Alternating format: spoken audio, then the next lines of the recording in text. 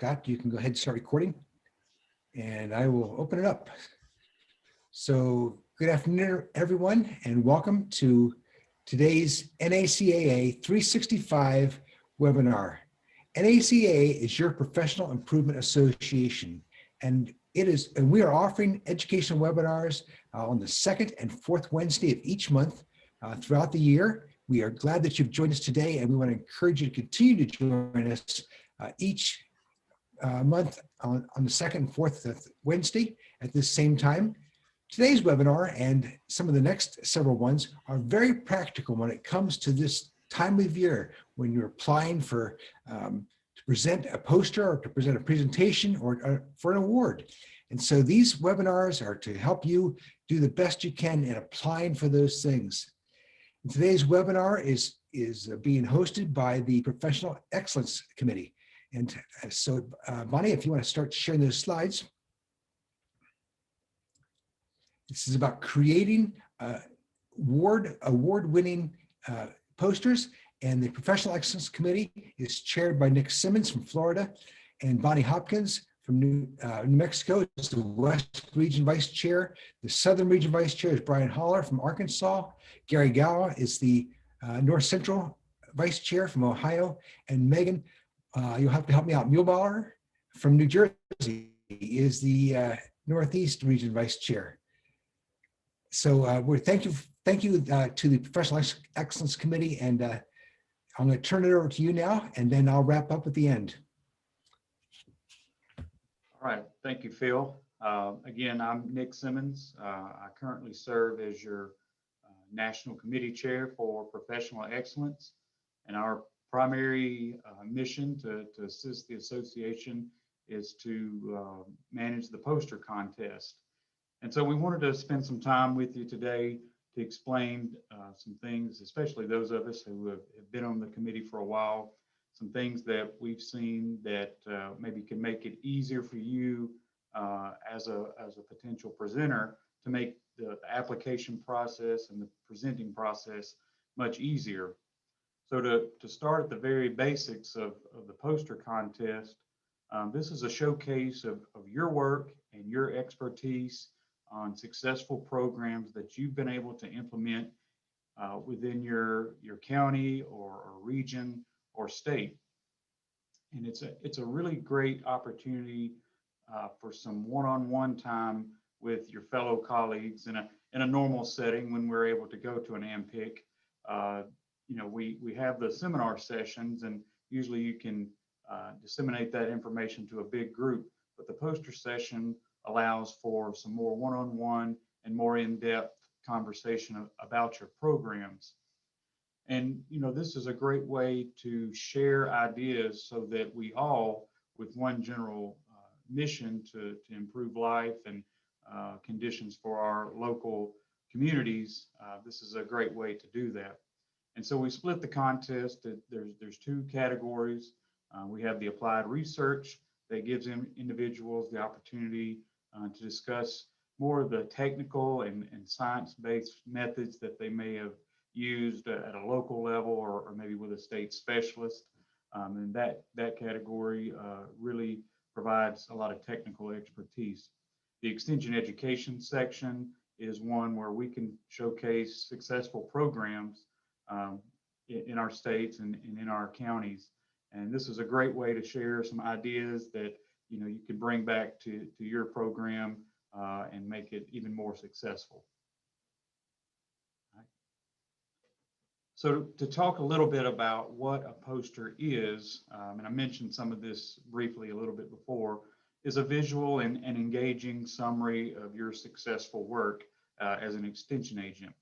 Again, great way to network with colleagues from across the country and share with them some of your things that you've learned, and things that you found out didn't work, or things that you found out work really well. And we want an opportunity for you to put your work on display, continue to communicate. That's a key aspect of the AMPIC in general. And also a good way when you're having that one-on-one discussion, some feedback from some fellow agents maybe they've tried something similar, and you can come to a understanding of what works best. And I always find this interesting as I'm walking around when we have the Meet the Author session. Really motivates. I feel this as well. As I walk through, I see a program and I'm like, I've never thought about that before. That'd be a great way to implement a program within my county.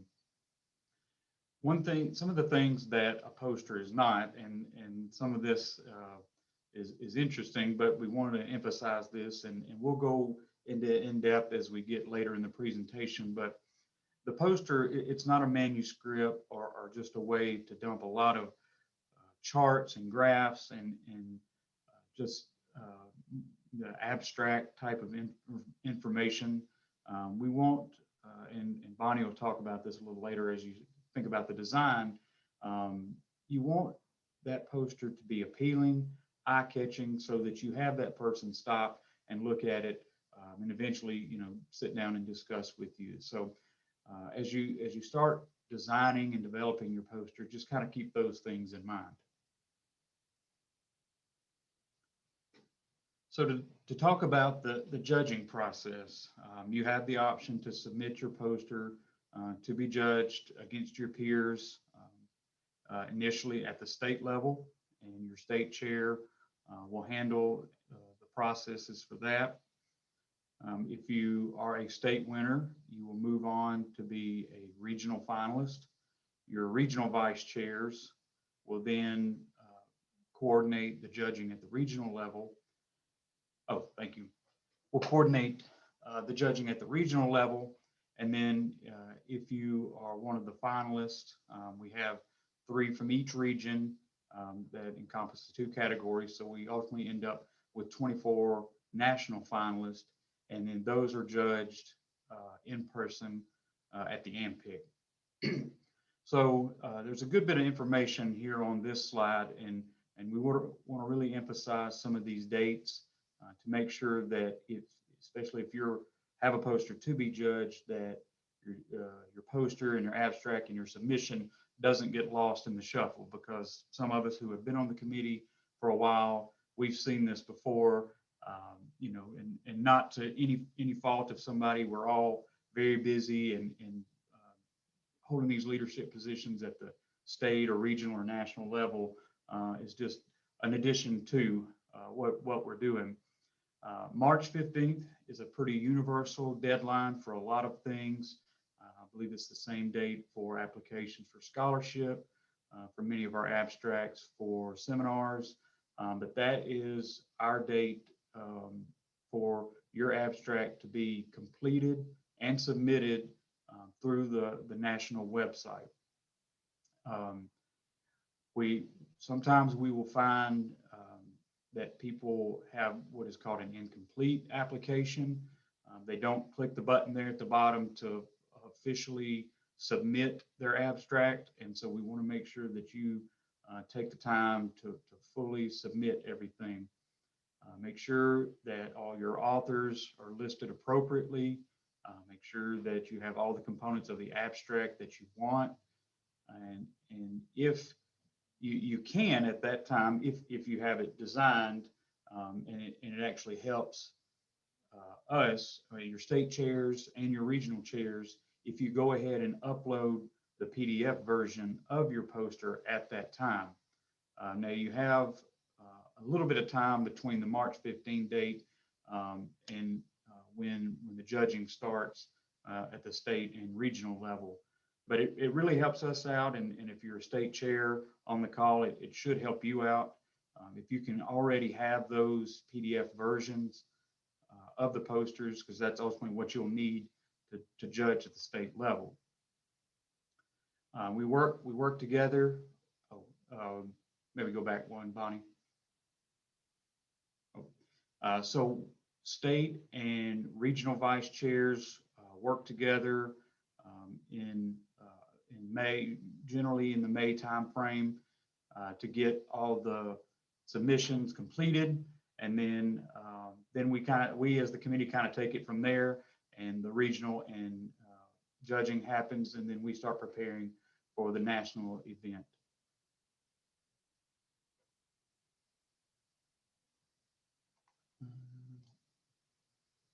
Let's see, one more slide there, the next one.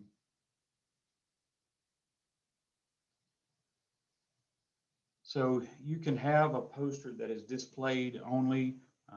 Say you don't want to have it entered for the judging. You can have it displayed, and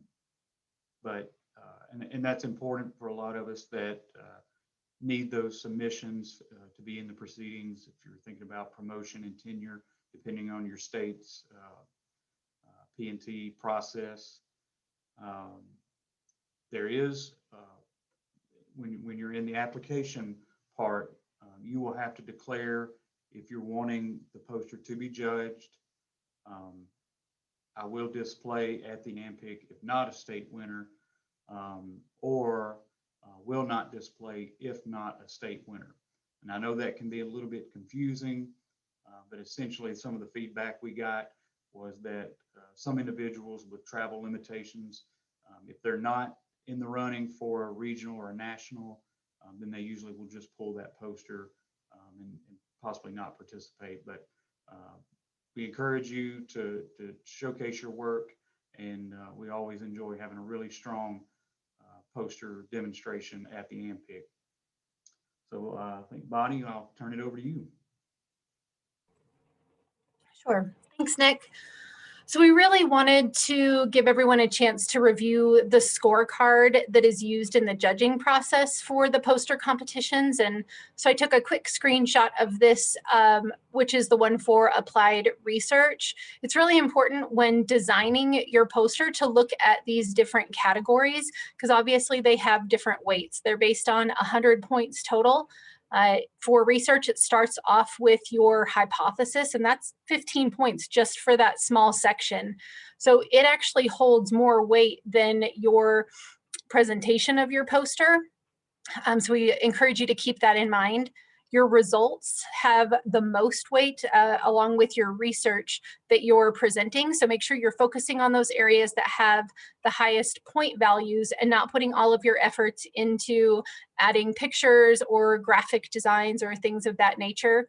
When we're reviewing posters, what we're really looking at is, you know, like Nick said, is it going to motivate the agents that are looking at it? Are they going to think about how they could implement that same project in their hometown, in their home county or state? So keeping these things in mind when you are creating your poster. So this is for applied research, and then we have the rubric for extension education.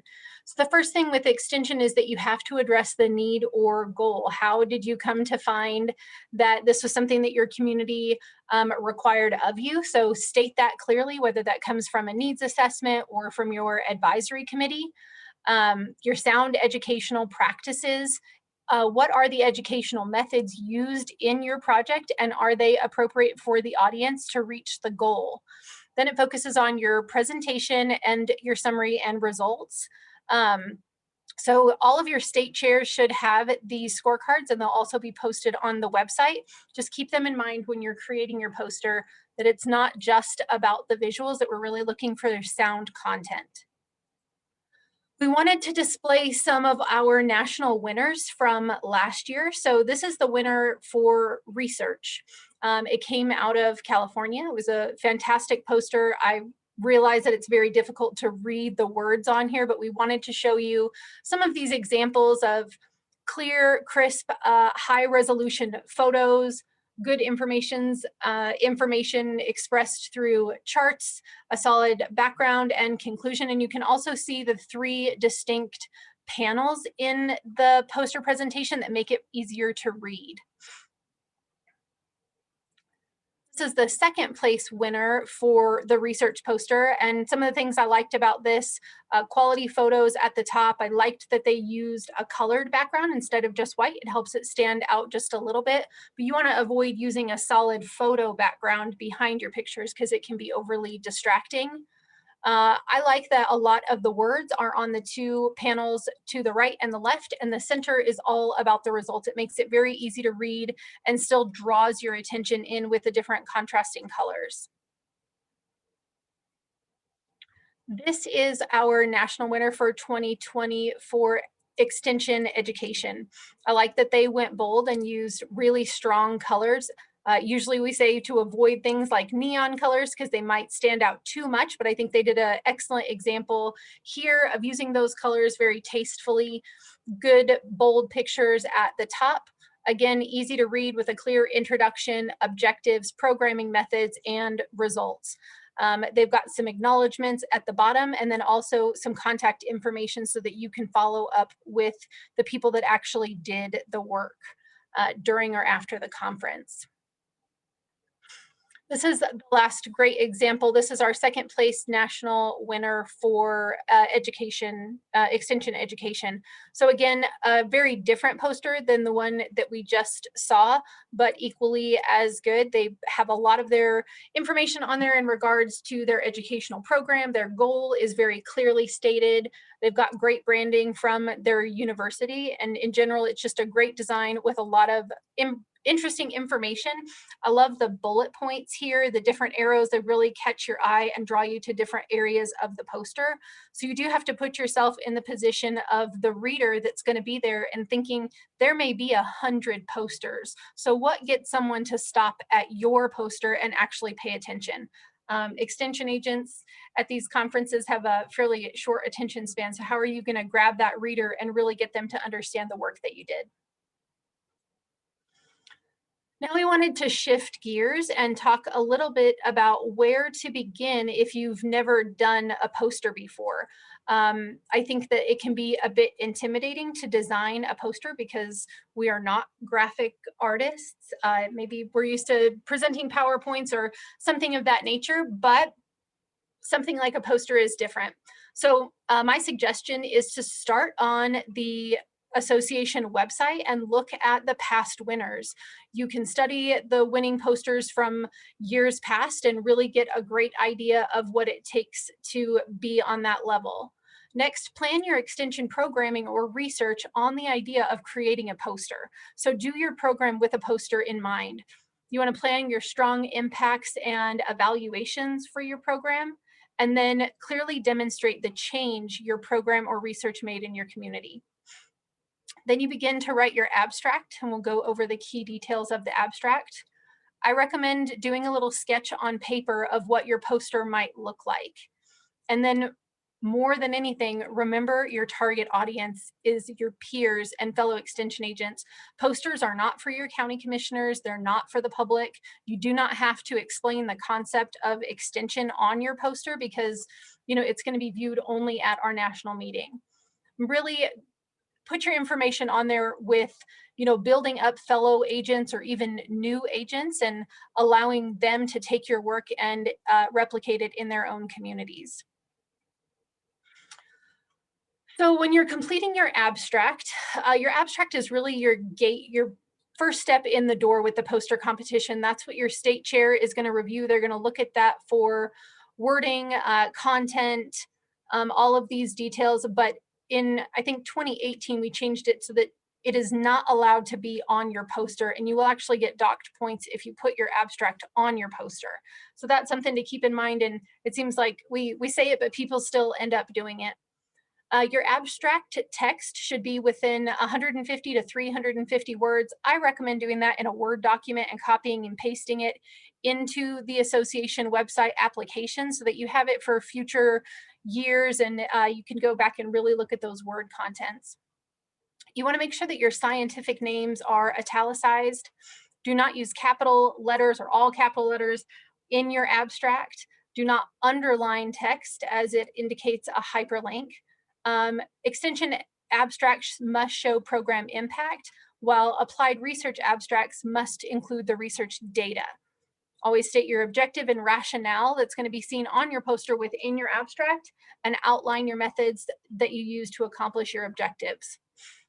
You'll include your raw conclusions about the implications of your research project or program. And again, you will not present your abstract at the meeting. It's only on your application. So when you start to build your specifics, your poster can be any size between 36 inches and 44 inches. So you can choose to do a square or rectangular poster. And you can create that in a variety of different programs. We suggest PowerPoint, Microsoft Publisher, Canva, or Adobe. And you can go in and start by creating custom dimensions. So this picture is a snapshot from Canva's website. In the upper right-hand corner, you just click custom dimensions and put in the exact size that you want and build from there. You may want to check with your university branding department for color themes and templates. They may have a poster template that you can use. I would say most commonly folks use PowerPoint, but if you want to stand out and do something a little bit different, I encourage you to venture into these other programs. Don't forget to put your contact information at the top of your poster. Remember, the main goal of your poster is to motivate agents, so make sure they can find you. And you can always add a biopic if you have one, and then they can put a face to a name. So from some research that I did and experience in looking at posters, these are some design tips that we came up with. You want to limit the colors on your poster to 3 to 5, and you want to make sure they're complementary, visually appealing colors. Typically, you want to avoid neon colors and something that's very bright unless it's used in moderation. You want to make sure that your visuals are high resolution photos. It may look like a good quality photo when it's small on your computer, but you're going to blow it up really large. So you want to make sure that it's got a high resolution. Graphs should typically be limited to 2 or 3. Don't forget, it's okay to leave some negative space on your poster. You don't have to feel the need to cover every inch of your poster with a diagram or a graphic. Keep your backgrounds and your margins neat and clean. Stick to 2 or 3 different types of fonts. Use bold on titles and headlines, and stick with classic fonts and avoid cursive or curling letters. They just don't print very well, and they can be difficult to read, especially if folks are reading 100 posters in a day. They can be a little bit more taxing on the eyes. In general, we suggest title fonts should be between 70 and 90 for the font size, headlines are 50 to 60, and your typical text should be at about 36. It's really challenging when we go to judge posters and someone has like a 14-point font on their poster and it's almost impossible to read. Another thing to keep in mind is the directional context of your panels. Typically, poster sections are done all of the information on the left side, and then on the right, it can be very challenging for folks to read horizontally on your posters, and it can make it a little confusing to follow the research. So just make sure whatever direction you choose to stick to that and make it clear for your readers. I wanted to go over a little bit about how to create a poster template in Publisher. So you'd open Publisher, and then on the upper right-hand corner, you can go to select more blank size options and create a new page size. Then you'll change the page width and length to your desired length, anything between 36 and 44. You can do the same thing in PowerPoint, customize your size and set your own dimensions. You can also just do a quick Google search for PowerPoint templates for academic or conference posters, and typically those measurements are set. Do keep in mind that every poster competition has different sizing requirements. So you do want to check that and make sure you're not over on size, because you will be docked points on that at the national competition. You want to keep in mind the printing of your poster, which is going to be your final product. In general, we see 2 types of posters: traditional rolled print, which can be done in glossy, matte, or vinyl paper options. They provide very sharp images. They can be less expensive. And if you are on good terms with maybe your Soil and Water Conservation District or even your county GIS department, sometimes you can get them printed for free. So make good friends with your GIS coordinator. That's what I do. New, and in the last few years, we've started to see these fabric folded posters that are made on just a printed piece of material. The images still appear to be very sharp and the wording is very easy to read. I know those were some of my concerns in the past. My justification for liking fabric posters is because I have lost my conference poster in an airport and been chased down with the white tube running behind me. And Gary was joking that it's a little bit suspicious to walk through an airport with kind of an empty tube. So they're easy to store, and you can get some unique designs with the fabric posters. So in regards to where you might print, our suggestion is to talk to fellow agents in your community and within your state about where they print their posters. You may have a great local shop that does a phenomenal job of printing posters at an affordable price. You can actually upload your poster to FedEx or UPS and they can print it. They can actually deliver it directly to the city where the conference is happening. But you may want to check in with the conference center before you do that. There were a few other online resources, posterpresentations.com, Staples, Scientific Poster Printing, and one I found for the fabric printing was called Spoonflower.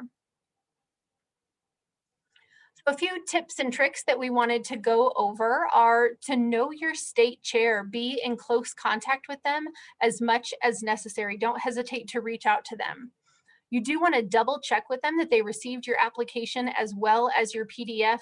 I know our university sometimes limits the size of documents that can come into our email, so you may send it and we may never receive it. So if you're not able to upload the PDF onto the association website, just double check or send a red receipt with the confirmation of delivery to your state chair. You can start your applications early. I always joke with folks that don't realize, application windows open as soon as they close. So applications close on March 15th, and then they turn around and open for the next year. So even if you're motivated by a poster at the AMPIC that year, you could go sit in your hotel room and work on your poster submission for the next year, or at least get that concept started. Do make sure in advance of March 15th that your PDF file is not too large to send. I get a lot of frantic calls from folks trying at the very last minute, midnight on March 15th to upload a poster and it's just too large. If you're really struggling to do that, you'll need to go into your PDF file and reduce the size of it, or send it to your state chair through a Dropbox or a Google Doc.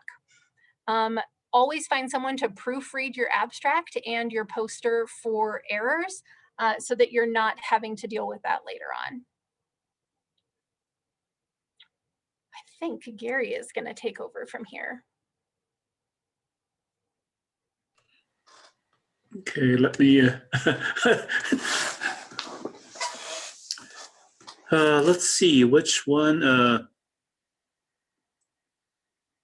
Actually, you can still, I think I was going to talk about the PNT materials. Okay. So go, keep on going. Yeah, so as committee chairs and vice chairs, we really talked about preparing for your conference presentation. What do you do the day of the conference? Sometimes we'll have push pins available, but definitely keep that in mind. You are allowed to bring handout materials, and you can just bring a nice acrylic stand to put on the floor beneath your poster. And it is suggested on the website that you add an envelope below your poster where folks can drop their business cards. And I think that's what you were going to talk about, Yeah. Gary. Can you use that in a unique way? I was on the PNT committee at Ohio State for several years, and last year I served as a chair for promotion to full professors and or just professors at Ohio State. So just a few minor things. What I would do is it's always good to kind of make the best use of this presentation and look for what's called the quality indicators. So with that little envelope, and it's always good to have a whole bunch of business cards. And so if you get 5 business cards or 50 or 100, if you get 50, that's a very strong indicator that your poster was well received. And then with these business cards, and what I would do is, and I would even follow up with folks like, hey, and I got your card and at my poster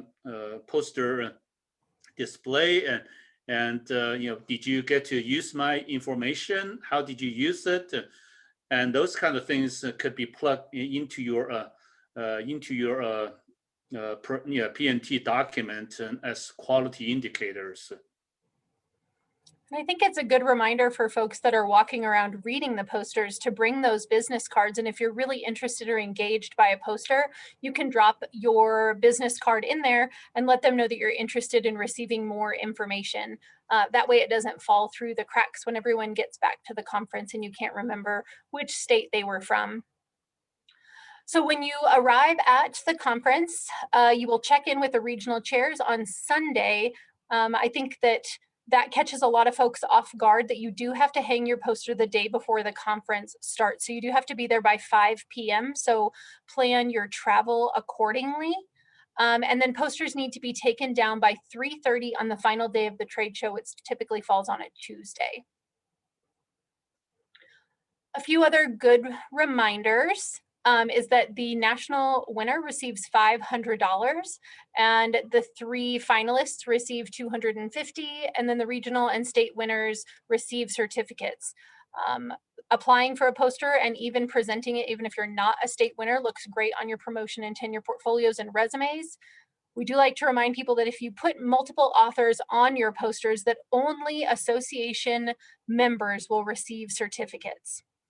And if you're having trouble with the application or the website, don't hesitate to reach out to Scott. Here are a few other resources that I came across in my research. I found an interesting website called materialpalette.com, and you're able to go on that website and try out different complementary colors.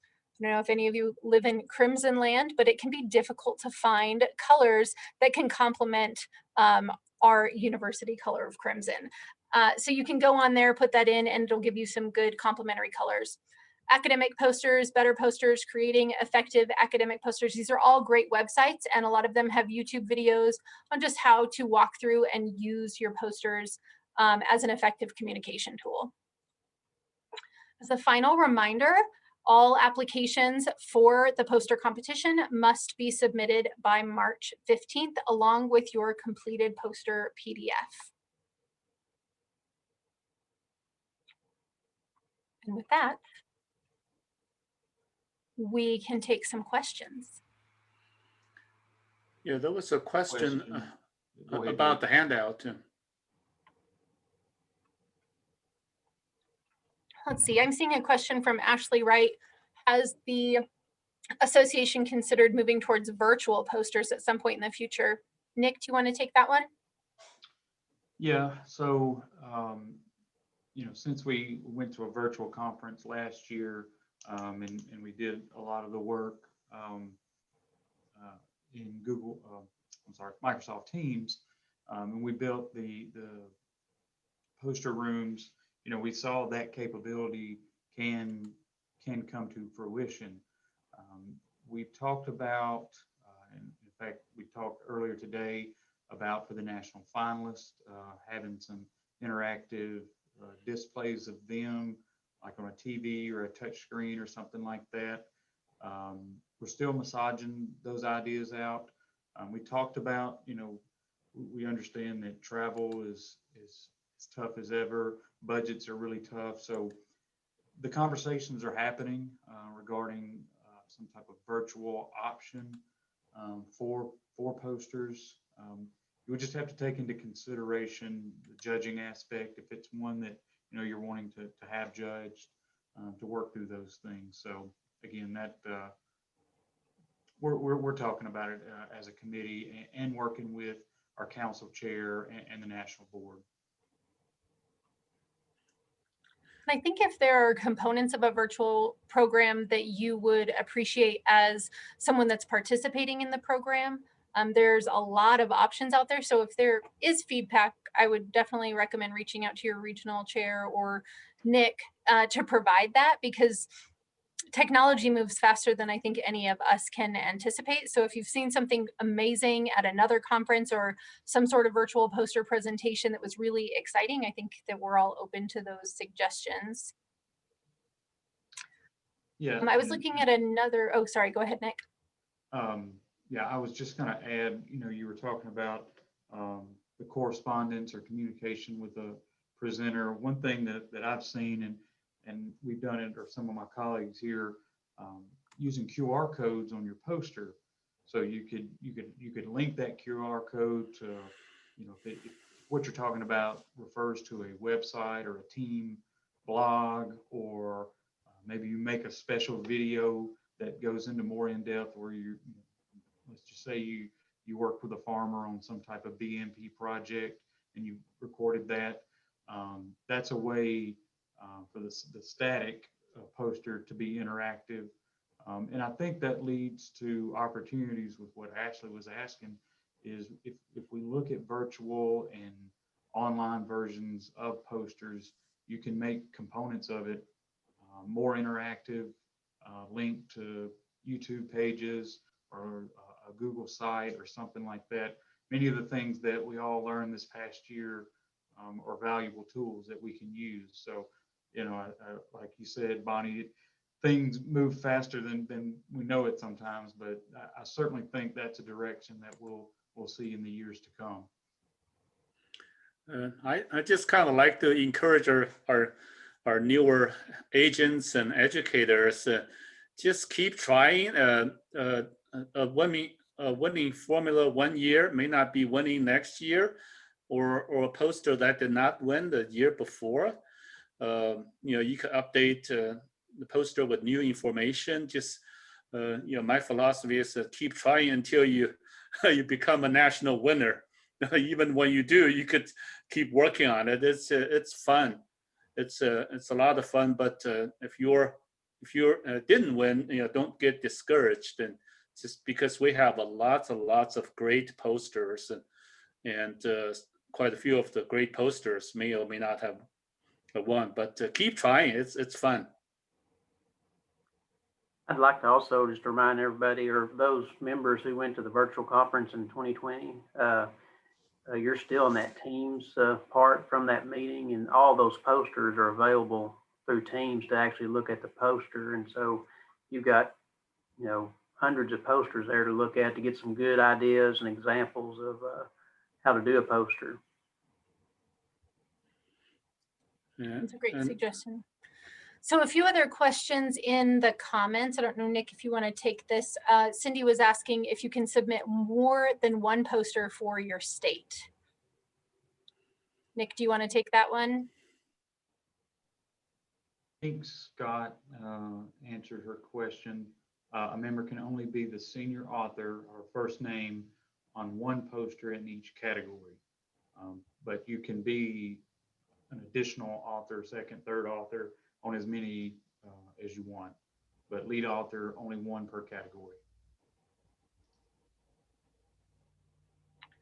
And then as Scott put in the chat, we will make this PowerPoint presentation and also the recording available. So if you're a state chair and you want to do a quick training for your state association to improve their posters, then this should be available, I think Scott said, by tomorrow. Are there other questions? Well, Probably be good to very remind much. our state chairs. Yeah, go ahead, Phil. Oh, sorry. No, finish up, Gary. Well, it's always good to remind our state chairs to send in their approval at the state level. Don't procrastinate. We need those as soon as possible. Well, after the deadline, and if you don't click on approval, we won't see them. So that's always a toughie. Yeah, that's a good reminder. Cindy's saying, is that on the national level? And if I'm understanding your question correctly, I mean, you could submit on the state level multiple posters, but your state is only going to be able to select one state winner per category. Or, I mean, I think the other states with more delegates can choose more. I don't know if that answers her question or if there are any additional questions. That would be true for the national poster judging contest. Is kind of what we're getting at, that you can be lead author on one per category. But if you're presenting at the state level, I guess it would just depend on the guidelines of your state association. So yeah, maybe reach out to your state Okay, chair well, I and want to see thank if the state has any specific guidelines. Sorry, go ahead, Phil. I want to thank you all for bringing us this great webinar today. Thank you, Nick, Bonnie, Gary, and Brian from the Professional Excellence Committee of NACAA. Thank you very much. It's been great. And for all of our participants, thank you for joining us today. I hope that they've inspired you to put together a poster entry for NACAA's AMPIC this year. And don't forget the deadline is March 15th. I also want to remind you that, of course, there's the resources that they did share. And then our webinars are all recorded. And you can find those on YouTube by searching NACAA. And it'll take a couple days to get this webinar posted, but I'm sure that it'll be up there soon. So you can refer others to this webinar. And then we will be sending a link for an evaluation after the webinar, within a day after the webinar. So we'll be asking you to evaluate the webinar. But we really appreciate so much the Professional Excellence Committee for putting this on. And as we look ahead, our next webinar is February 10th, and that's about search for excellence entries and having a winning one in it to win it. And so these are appropriate before our March 15th deadline. Thank you very much, and we look forward to seeing you next time, February 10th. Okay, bye everybody.